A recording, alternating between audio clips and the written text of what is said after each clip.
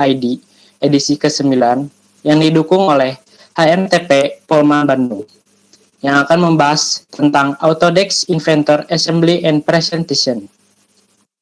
Autodesk Inventor Assembly ini sangat menarik untuk kita pelajari karena dalam teknik gambar mesin merupakan salah satu bidang yang berurusan dalam membuat bagian-bagian mesin agar lebih dimengerti teknisi dan orang yang membuatnya. Salah satu software yang digunakan untuk menggambarnya adalah Autodesk Inventor. Software yang berbasis CAD ini sangat cocok untuk belajar memulai gambar mesin. Nah, hari ini kita akan belajar langsung dari ahlinya, yaitu Bapak narasumber kita, Bapak Adrian STMT, yang merupakan dosen tetap teknik mesin di STIK Teknas Jambi. Saya ucapkan selamat datang Bapak. Bagaimana kabarnya? Sehat Pak? Terima kasih Mas Gilang. Saya sehat, Alhamdulillah. Alhamdulillah. Terima kasih Bapak sudah menyempatkan hadir di sela-sela kesibukannya. Saya selaku moderator mohon izin membacakan CV Bapak ya Pak.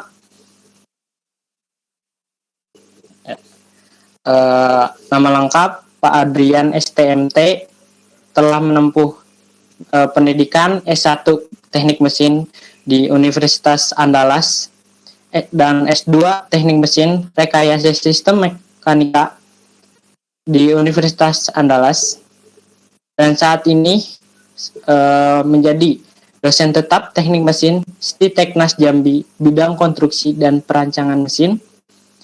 Mata kuliah yang diampu yaitu statika struktur, mekanika kekuatan material, kinematika dan dinamika, elemen mesin, getaran mekanik, teknik kendali, serta area riset yang telah dilalui yaitu dinamika sistem mekanik, manipulator robotika paralel, vibrasi, dan dinamika struktur. Baik, untuk mempersingkat waktu, saya persilakan Pak Adrian untuk menyampaikan pemateriannya. Silakan Pak. Terima kasih, saya ucapkan Mas Gilang. Assalamualaikum warahmatullahi wabarakatuh. Kita jumpa kembali di pertemuan ini. Ini pertemuan ketiga ya, kita membahas secara series Autodesk Inventor. Suara saya kedengaran kan semuanya? Terdengar Pak. Oke. Ini kemarin sekedar outline atau roadmap kita sebenarnya. Kita sudah melalui di minggu pertama part design, dan minggu kedua kemarin juga part design. Part design 2 ini tadi sudah saya share ya melalui ini Google Drive-nya. Jadi kalau yang minggu kemarin tidak mengikuti bisa mendownload filenya di sini. Jadi kita ada yang sudah menginstal Autodesk, jadi bisa sembari mengikuti ini bisa juga langsung menerapkan dengan inventornya. Oke. Di minggu ini kita akan membahas masalah perakitan dan presentation, yaitu bagaimana proses perakitan assembly atau disassembly dalam prosesnya. Ini bisa kita create video atau tadi total product nanti bisa kita create ya di sana mulai dari assembly dan disassembly. Oke, di sini meskipun kemarin part kita yang kita buat ini terdiri dari 5 part saja, oke, dan kita akan nambah partnya seperti baut dan grease fitting di sini. Ini sudah ada generatornya kemarin, seperti pernah saya singgung sedikit, sudah ada di di library-nya, jadi kita tinggal pakai saja.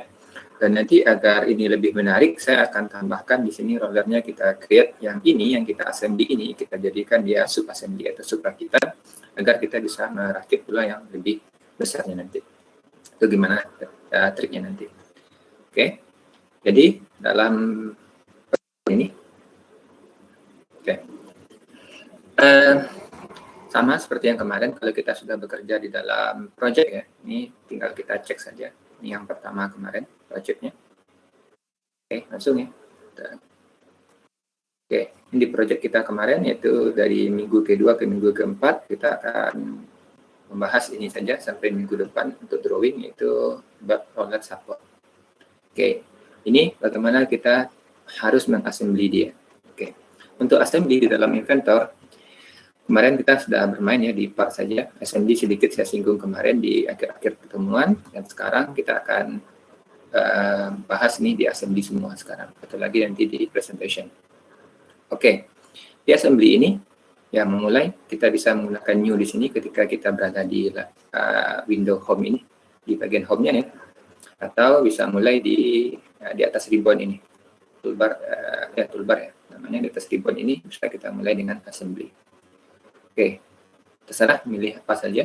Yang pastikan ini kita berada dalam project yang sama dengan project kemarin. Oke, kita create assembly.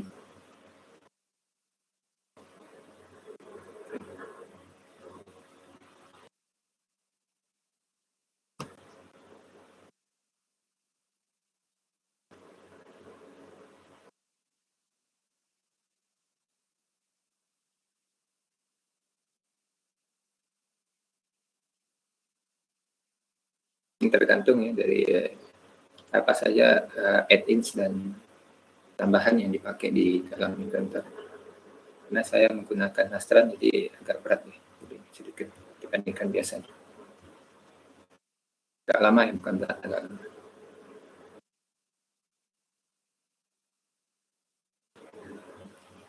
Oke, kita sudah masuk di workspace kita di assembly. Ini di model, kita lihat di sini ada assembly yang belum tersave di sini, belum kita simpan. Oke, saya akan perkenalkan dulu tool-tool apa saja yang ada di sini, terutama ketika kita memulai yang namanya assembly dalam Inventor. Secara default, ribbon-nya akan langsung masuk ke ribbon assemble. Oke, di ribbon assemble ini ada dua hal fundamental di sini. Yang pertama create dan place. Oke, create ini kita bisa bekerja di dalam assembly kita untuk meng-create part atau assembly lainnya nantinya. Jadi ini artinya new part ya, new part atau new assembly. Artinya kita bekerja di sini bukan lagi biasanya kita kemarin ya sedikit ya. Kita bekerja create dulu part, kita create sub assembly-nya, kemudian kita create atau kita create assembly-nya. Kadang-kadang dalam pengerjaan kita bisa langsung masuk ke assembly, tapi dari assembly ini kita turun ke partnya part 1, part ke N. Ini juga bisa. Tapi cenderung mayoritas orang menggunakan di pemula atau kelas menengah sampai ke kelas tahap menengah, biasanya selalu buat part terlebih dahulu, baru ke assembly. Nanti di assembly ketika kalau yang menengah biasanya kalau sudah tiba di assembly ada yang mau ditambahkan, mereka akan create part langsung di assembly ini, tambahkan part. Kadang-kadang ada juga membuat partnya di part lagi, bukan dari assembly, nanti di placing lagi di sini. Jadi di sini create itu membuat yang baru. Place ini apa artinya? Kalau di sini kita lihat yang segitiga bawah ini ada beberapa opsi. Secara default dia adalah place ya. Di sini di awalnya. Ini place ini artinya kita menempatkan komponen-komponen yang sudah kita buat. Artinya part atau sub assembly sebelumnya pernah kita buat, kita tempatkan ke bidang kerja assembly kita ini. Oke. Berikut lagi ada place from content center. Dari content center ini artinya dari yang kemarin kita bahas, apakah baut, kemudian bearing, kemudian washer, kemudian clips dan sebagainya, snap-ring, semuanya ada di sini.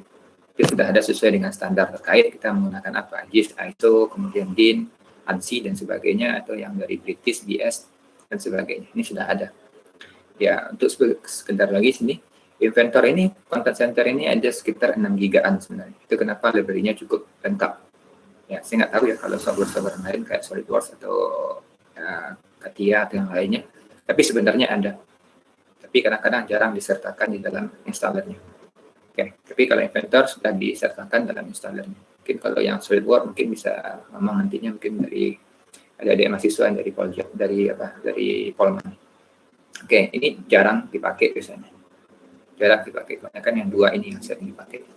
Ketika kita ya untuk pemula dan menengah misalnya dipakai. Mungkin ini data personal yang pakai nantinya ketika berhubungan dengan industri. Oke, kita mulai saja. Langsung menempatkan komponen kita yang sudah ada. Oke, kalau mau simpan assembly dulu, silakan kita simpan dulu assembly-nya. Artinya ini berada di kemarin juga ya, W2 sampai W4. Kita buat di sini. Ya. Support assembly. Okay. Tidak otomatis ya, namanya berubah di sini. IAM, part, tinggal kita plus saja. Ya, kemarin apa?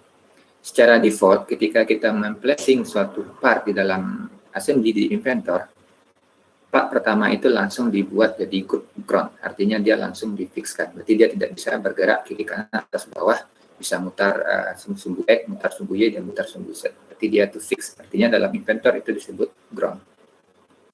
Oke, display ya, ini yang fixnya.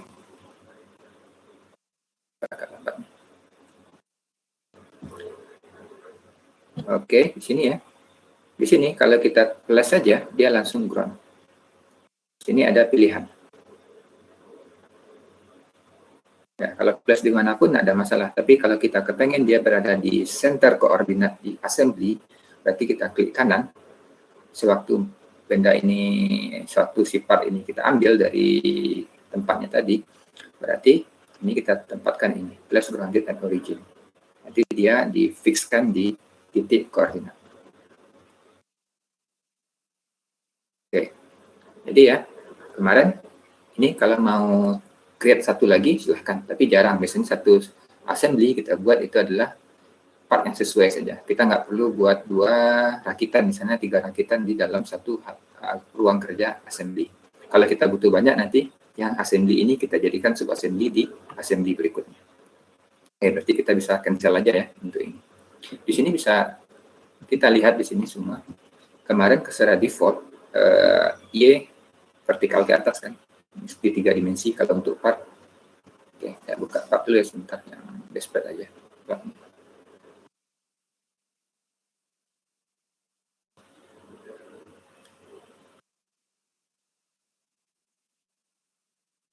Ya, lihat ya, Y vertikal ke atas ya. Tapi kalau dalam assembly, Z-nya yang ke atas. Oke, ini aja yang perbedaan sedikit di inventor secara default ya, by default sistem terakhir koordinatnya di sini. Oke, ini sudah ada ground. Tadi ini ditandai dengan di bagian apa, tree structure-nya. Di sini sudah ditandai dengan tanda simbol pin, ya kan? Di pin si base plate ini. Kalau seandainya ini saya klik kanan, base plate ini, bisa kita buat dia unground. Berarti tinggal di uncheck saja tanda ini, hilangkan tanda pinnya. Kalau ini artinya bisa saya gerakkan kemanapun. Ya, ini artinya tidak fully constrained sebenarnya kalau untuk assembly. Oke, saya kembalikan dia ke ini. Ya, kita Ctrl Z saja untuk itu. Oke, kita sudah tempatkan si base plate di sini. Ini kalau ground tidak bisa ditarik kemanapun. Pakai pun tool position di sini, free move, ini tidak akan bisa karena dia sudah di pin ke ground. Oke, apalagi yang mau kita ambil di sini? Oke, kita lihat gambarnya dulu. Kemarin pas waktu membuat gambar, kita ada 2 di sini ya, 2 part yang untuk bracketnya. Berarti bracket yang sudah kita buat kemarin 1. Oke, kita lihat di sini, kalau Ctrl O saja, ini kita buat cuma 1 part. Ini kalau open yang seperti ini, Ctrl O berarti hanya membuka si part saja. Jadi kalau menempatkan di assembly, gunakan tool plus ini. Atau P, nanti bisa aja tekan keyboard P. Oke, di keyboard ya, P. Di sini akan ada kotak dialog plus komponen. Kita ambillah bracket itu. Oke, ini dia. Taruh di sini 1, taruh lagi di sini. Oke, ada 2 ya. Ini nggak perlu tadi. Kalau saya ulangi, bracket ini Anda tidak perlu membuatnya klik kanan plus grounded at origin, itu tidak perlu. Oke. Jadi di plus saja dimanapun di sini. Mau di sini nggak ada masalah. Ini di sini ya. Oke. Ini satu lagi. Oh, ini nggak mutar. Ini bisa saja klik kanan, kita bisa rotate terhadap sumbu mana sekarang. Ini sumbu yang ada di triad yang ada di part ini. Ada X ini, Y sini, Z sini. Kita ingin membuatnya 180 derajat kan terhadap sumbu Z. Berarti kita akan rotate Z sebanyak 2 kali klik. Nih, di sini juga bisa. Oke. Atau ketika kita placing dia, si bracket ini, seperti ini. Nah, Nanti dengan constraint itu bisa saja kita arahkan dia balik ke posisi awal. Kita ada berbagai macam cara sebenarnya. Oke. Ini by default aja ya.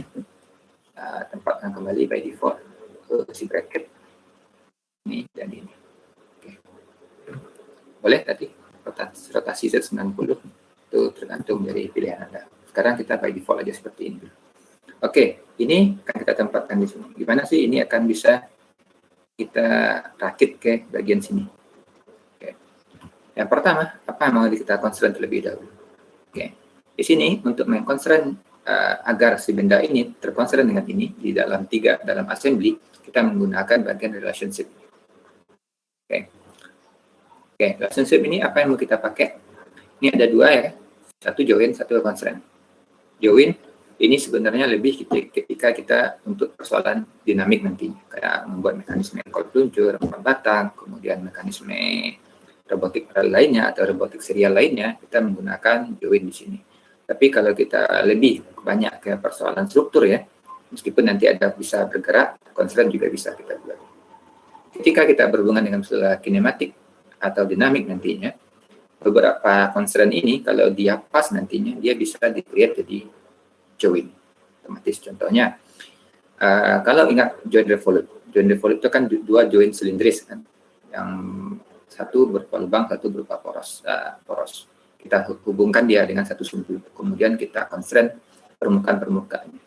Berarti kalau ada satu constraint permukaan lengkung, atau satu sumbu sumbu poros dan sumbu lubang ya, itu bisa secara otomatis constraint yang kita definisikan dua tadi jadi satu join nantinya di kinematik. Tapi kita belum membahas ke arah sana. Oke, kalau untuk ini kita akan mengconstraint ini adalah berdasarkan pertama, saya akan constraint ini dengan dua lubang yang sama di sini. Artinya di sini harus sama kan? Harus sesumbu lubang ini dan lubang ini. Lubang ini dan lubang ini juga harus satu sumbu. Oke, gimana cara mengconstraint dia? Ya, klik constraint.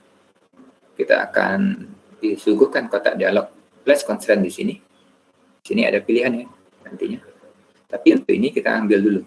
Nih, kalau kita highlight silinder ini, nanti akan otomatis ada sumbunya yang berwarna merah putus-putus. Secara default dia eksisnya ya, sumbunya. Oke, kita klik. Ini sumbunya sudah aktif dan sumbu yang ini. Oke, dia akan masuk ke sini. Oh, kebalik ya. Ya, tinggal aja di solution sini. Mau oppose, ini berlawanan, align, atau undirected. Biasanya kita akan milih ini align, karena sesumbu. Oke. Bisa apply? Oke. Bisa akan tunjukkan dulu sini, oke. Itu atap awal dulu. Ini kan, coba lihat. Bisa mutar kan, satu di sini dulu. Ya, artinya dia belum terconstraint di bidang. Di sini, kita bisa menggunakan cube di sini atau yang ini. Pre-orbit ini untuk melihat bagian-bagian yang lain. Oke, artinya permukaan yang bawah ini, dan permukaan ini, yang ini ya, permukaan yang ini harus di-constraint juga.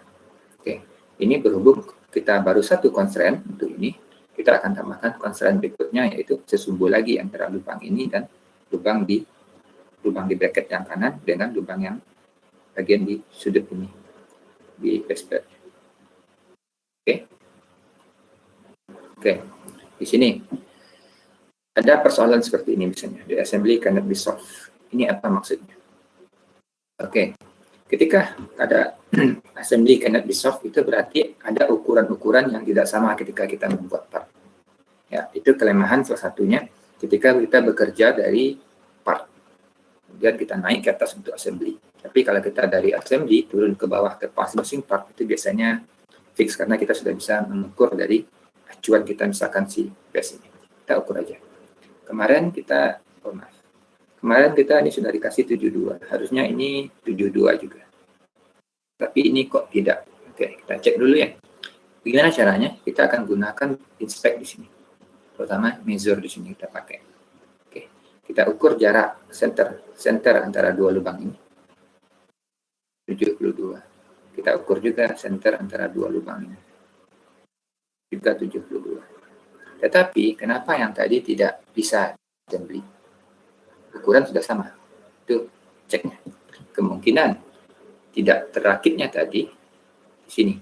Ini saya klik dulu ya, ini dan yang ini. Ini undirected sama.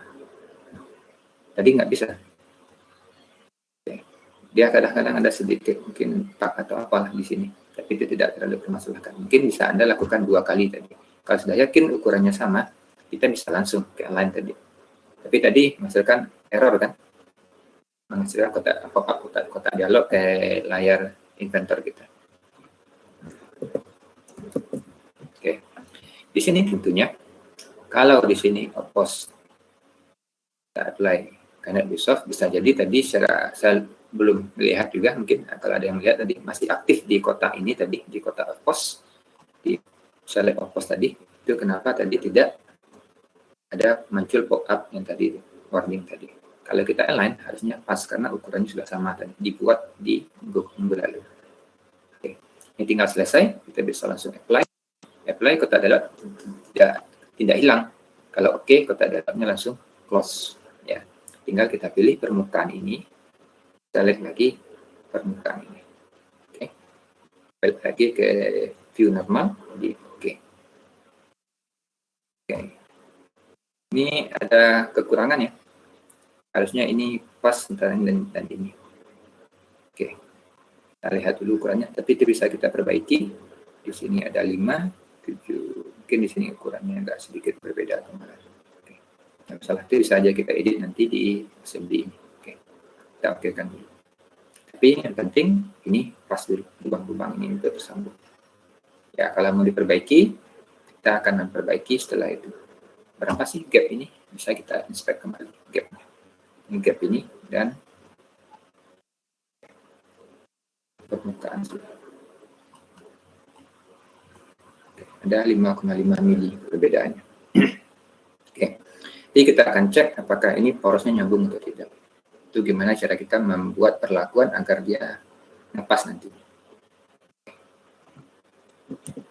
Jadi di sini ketika kita desain kita sudah bisa ngecek ya benda itu dirakit benar sesuai atau tidaknya.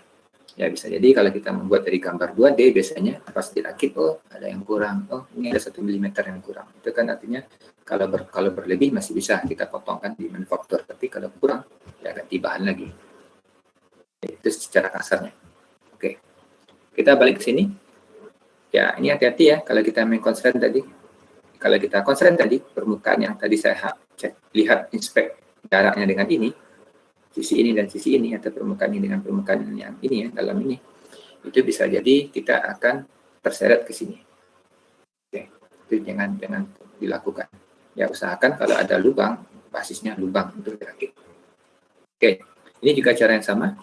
Kalau ini gimana kalau dalam posisi ini tanpa kita mutar? Artinya lubang ini harus ketemu dengan lubang ini. Oke. Lubang ini harus ketemu dengan lubang ini. Ya. Dia di sini oppose ya, kita buat dia align. Oke. Ya, kalau mutar ini pasti ketemu kan. Oke. Kita konstruksi kembali ini dan lubang ini. Dia align. Ya, karena sudah ukurannya sudah sama tadi. Karena ini adalah dua yang identik dari satu part yang sama. Kita apply permukaan atas itu dan permukaan bawah si bracket. Oke. Oke, kita akan cek dulu ya. Ini sampai ke sini apakah jaraknya. Jadi pas kita pasang si poros, ya, ketemu tuh enggak dengan panjangnya yang awal. Oke, 122. Kita lihat dari kemarin 122, poros 164 ya. Ini 54. Oh, enggak ketemu. Kenapa? Karena nanti harus tambah juga dikompensasi oleh si bushing di sini. Itu bagian sini. Oke. Di sini bushing dulu yang masuk ya, dan bushing masuk ke dalam poros. Mungkin karena kemarin nggak sesuai ukuran ini, karena ini banyak, ada beberapa dimensi yang tidak terlalu jelas terbaca di sini. Kemungkinan ini 7 berapa kemarin? 76. Harusnya kalau sisa ini kita bisa cek saja di sini. Oke, kita cek dulu ya. Jarak dari sisi ini ke permukaan ini. Ada 77,5. Oke. sedangkan tadi 75. 260 dikurang 105. Mungkin salah saya kemarin, 105 atau 108 tidak terlalu jelas di sini. Oke, kita cek kembali. Ini kayaknya 105 kemarin. Oke, 105 ya. Oke, kayaknya ini 108. Mungkin ada kita yang salah kemarin. Kemudian kita cek lagi ini berapa panjangnya ke sisi sini. 72. Oke, kemarin 72, ini nggak terlalu jelas juga, 78 atau berapa. Oke, ini 105 kemarin salah ya, base plate. Kita edit di sini langsung, di assembly. Gimana cara kita ngeditnya? Di base plate kita bisa klik segitiga bawah di ini, di tree structure. Oke, tapi isinya apa? Ya, mapping dia semua antara si base plate tadi, berapa buah mapping base plate. Kemudian 1 sampai 3 ini adalah mapping dia dengan si bracket pertama. 4, 5, 6 itu adalah mapping dia dengan si bracket kedua. Ini juga akan muncul nanti di bagian relationship ini. Oke. Kalau untuk ngedit, kita nggak perlu klik yang ini ke bawah untuk menyorot bagian ini. Tapi kita cukup double klik saja si base plate.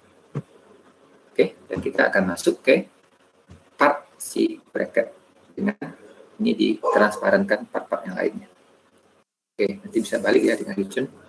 Oke, di sini kemarin kita buat di ekstrusi kan, di sketch yang 105. Kita bisa edit di sketch.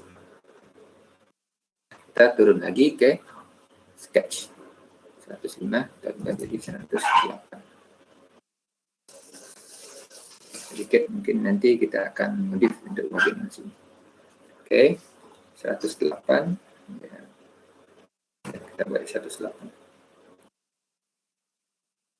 Oke, finish sketch berarti kita balik ke part, return berarti kita balik ke assembly. Tuh. Oke, kita biarkan dulu yang seperti ini. Yes to all. Jadi kalau mau disimpan ya, nanti Ctrl S atau apa, klik yes to all untuk menyimpan semua perubahan yang sudah kita lakukan. Oke, apalagi langkah kita setelah ini. Oke. Kita bawa si semuanya, kan tinggal hanya 3 ya, 4 yang belum, yaitu si bushing, si roller, dan si poros. Tapi si bushing kita buat 2 buah di sini. Oke. Ini boleh aja kita tarik langsung ke sini. Artinya assemble, kita ambil place, jadi ada bushing, roller, dan shaft. Oke. Oke, shaft dan roller saya klik dulu. 2 langsung ya saya tarik. Kalau 2 tarik ini dia sudah 1 sumbu. Seperti itu. Hati-hati ketika banyak part yang ditarik. Maksudnya kalau ada 3 atau 4 atau 5 part tarik, dia akan nempel seperti ini. Tapi kalau kita kepengen dia sudah nempel seperti ini, tapi ini konsernya belum, dia bisa digerakkan kemanapun karena kondisi dia adalah free semua. Oke, kita coba satu saja.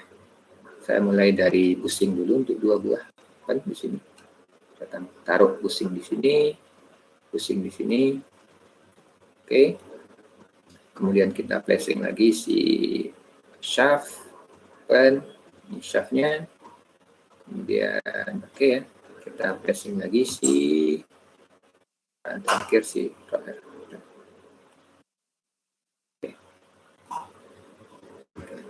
Ini kayaknya ada ukuran-ukuran yang nggak sama. Ya, kita cek semuanya. Ini ukuran ini, radiusnya 20. Ini radiusnya. Ini kalau ini nanti center-center kita nggak perlu itu. Ini permukaan 1 yang warna biru, yang warna hijau kita punya radius 24. Oke. Berarti kita ada yang kesalahan dalam menggambar di sini. Oke, dimensi di sini. Oke, ini 2. Ini karena ukuran tidak jelas. Oke, ini 48. 48 itu dalam ya, di 24. Yang salah menggambarnya.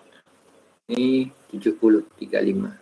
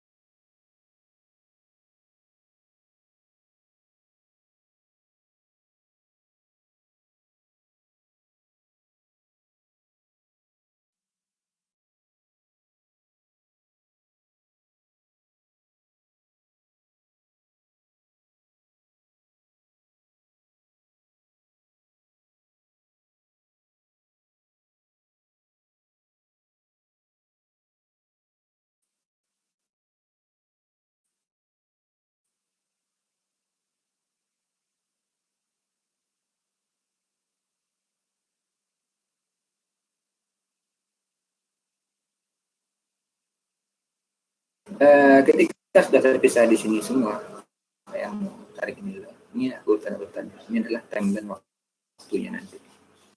Si benda ini hasil. Oke. Kayak ini tadi. Saya mau mengedit. Scene-nya ada di sini. Kan? Oke, itu sini ada. Oke. Ini scene dari storyboard-nya. Klik satu. Nah, boleh. Oke. Kayak apa ya, nanti ketika dilihat di video nggak terlalu beratnya, mau edit lagi boleh aja di 300. Nah, misalkan dulu ke bawah ya. Ini kalau jalan nampak ya semuanya prosesnya.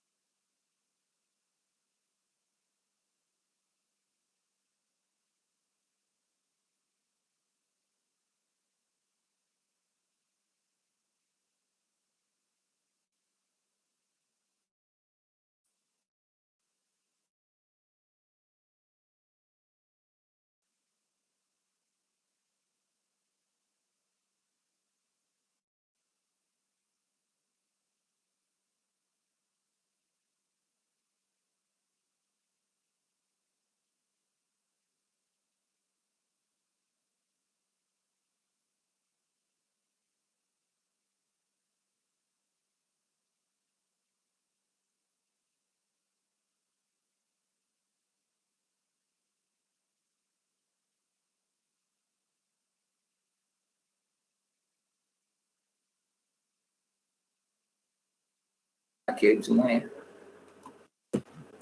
Oke. Ya, baik Pak. Oke. Saya akan update ya existing, nggak keep spare supaya jangan apa nanti.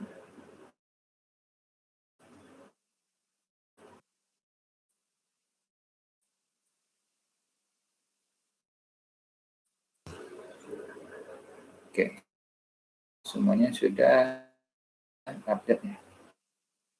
Nggak ada namanya yang dua ya IPM.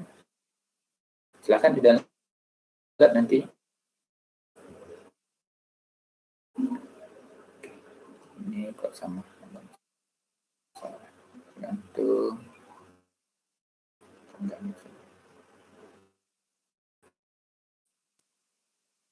base ini berbeda ya untuk assembly ini ya assembly IPN presentation. Oke, silahkan di download.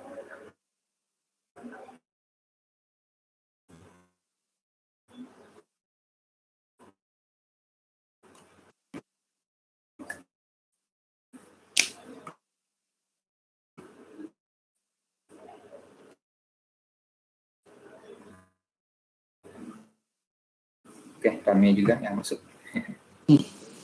Ya teman-teman, silakan yang ingin bertanya mengenai materi yang sudah disampaikan oleh Pak Adrian. Di luar itu juga masalah, pokoknya masih seputar kantor. Ya.